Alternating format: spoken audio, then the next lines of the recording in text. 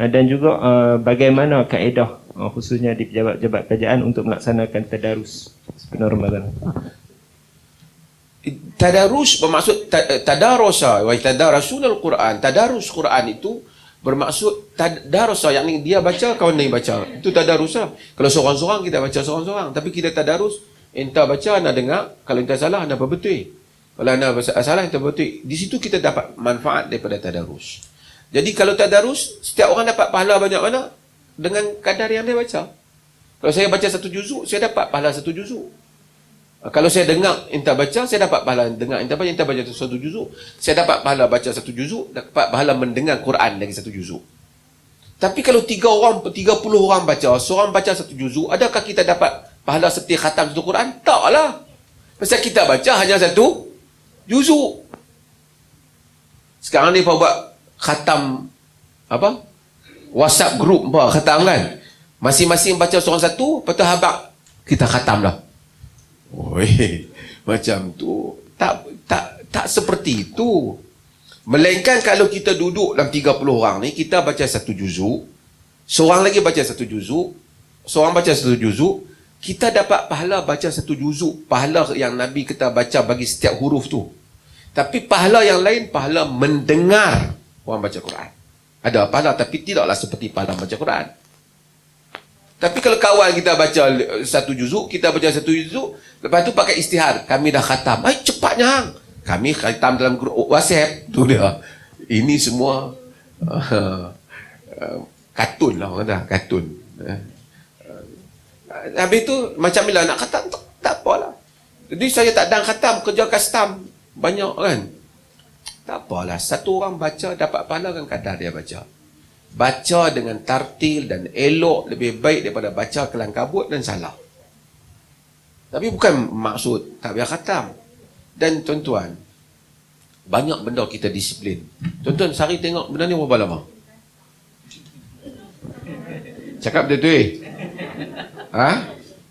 lama duk tengok. Kadang-kadang 3-4 jam duk tengok ni. 15 minit. Siapa pun sama. Macam-macam anda tengok mesyuarat. Hak mesyuarat tu sikit je. Tengok-tengok hak lain banyak. Lepas tu pergi Shopee nak tengok benda lain, terlajak pergi tengok benda lain pula. Habis macam tu bangsa manusia. Kalau kita paling lekeh, sehari sapu muka Quran pun banyak lah. Baca Quran. Quran ni ajib. Dia hidup. Bila kita baca, tuan-tuan, orang yang bersih, tadi tentang zikir, orang yang bersih kan, dia kalau kena kotor sikit dia tak boleh. Kan? Tuan-tuan yang bersih-bersih ni. Tapi orang yang tak biasa kotor, dia bersih, dia heran. Wih, aku hari ni bersih kan? Macam tu manusia. Siapa yang ahli zikir, ahli baca Quran, dia tak baca, dia tak boleh duduk lah. Tapi orang yang jarang baca Quran, dia tak rasa apa. Aku, macam kita kalau kita tak solat, Allah, waktu tak solat lagi ni, kelang kabut kan? Apa kalau aku dah 10 tahun tak solat, tak rasa apa pun. Memanglah, anda mangkang. Dia ulang perkataan tadi. Maksudnya, tuan-tuan, akhirnya saya nak suruh ni. Semua tuan-tuan dengar saya bahas ni, ada benda yang tuan-tuan ingat, ada benda yang tuan-tuan tak ingat, ada dalil yang tuan-tuan ingat, ada dalil tuan-tuan tak ingat. Ada dalil mungkin tuan-tuan fikir masa bila dia pergi mengaji, masa bila dia baca betul ke, macam-macam. Tapi agama akhirnya apa yang kita amalkan. Semua kita cuba amalkan apa yang kita yakin, kita berdiri depan Allah Ta'ala, Tuhan tanya hamba apa di dunia? Contoh dia, aku berselawat ya Allah. Berapa banyak? Banyak. Allah tahu kan? Selawat ikut siapa? Ada yang selawat ikut Nabi tapi tak berapa minat sangat. Ada ustaz punya tu saya minat sikit. Rasa berat nak jawab tu. Lebih baik kita, saya selawat ya Allah seperti mana yang ada dalam hadis Nabi. Selesai masalah kita. Mungkin juga hak ustaz tu selawat pun okey juga. Tapi nak pergi jawab depan Tuhan ni payah bab tu. Ambil jalan hak mudah, jawab hak Nabi punya. Macam amalan juga. Ni ada amalan Nabi ajak, tapi saya tak apa minat hak Nabi tu. Ada satu lagi ustaz ajak tu lebih minat lagi. Payah nak jawab tu.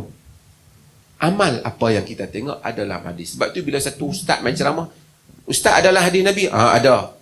Hang ni tu tanya hadis pula dah. Ikut sudahlah. Tu petua tok guru saya tu. Tok guru dia mungkin bagus, tapi tok guru dia tak dilantik menjadi Nabi. Yang dilantik insan yang bernama Muhammad bin Abdullah. Itu saja kita punya concern. Nak layak buruk semua boleh. Yang tengok dia semayang dai hitam. Tak apalah dia semayang dai hitam, dia dengan Tuhan. Tapi arahan hak mai daripada bos kepada kita. Misalnya kita ada bos, buat kata ni hang buat macam ni. Mai kawan kita kata bos sobat je lah. Dia sobat ni. Hang tak sobat macam tu kata. Hak aku buat ni dia bagus. Dia kata masalah dia aku nak pergi jawab balik kat bos tu. Yalah bos dia suruh tapi hak aku buat ni lagi bagus. Dulu aku dah buat macam ni, bos kata okey. Misalnya kalau dia kata okey kan, sakit dia tak okey kat aku, macam mana lebih baik aku buat macam yang dia suruh. Aku tak kalau aku buat macam hang suruh, mungkin dia kata okey, mungkin juga dia kata tak okey, tapi kalau aku buat yang mana dia suruh pada aku, tentu dah okey. Simple agama diperoleh ni, saya nak bagi penutup pada tuan-tuan macam tu saja. Kita minta. Iaitu kalau ada dalil kita amalkan yang tu. Dok tanu dia pun buat macam lain. Kita apalah dia pun buat macam lain. Mungkin betul, mungkin juga tak betul. Tapi kalau buat sebiji yang Nabi buat, confirm betul. Terus ada tengkak panjang. Simple ya. Dia kata, ada ulama buat dia bagi senarai. Tak apalah, bagilah. Tapi hak Nabi buat ni betul ke salah? Betul. Yang ni tentu dah tak kena. Hang salah sebab hang ikut hak Nabi saja. Takkan kita kena di akhirat macam tu. Maka sebab itu orang kata ni, orang panggil simple calculation lah. Ini orang kata kesimpulan yang mudah dalam hidup ni.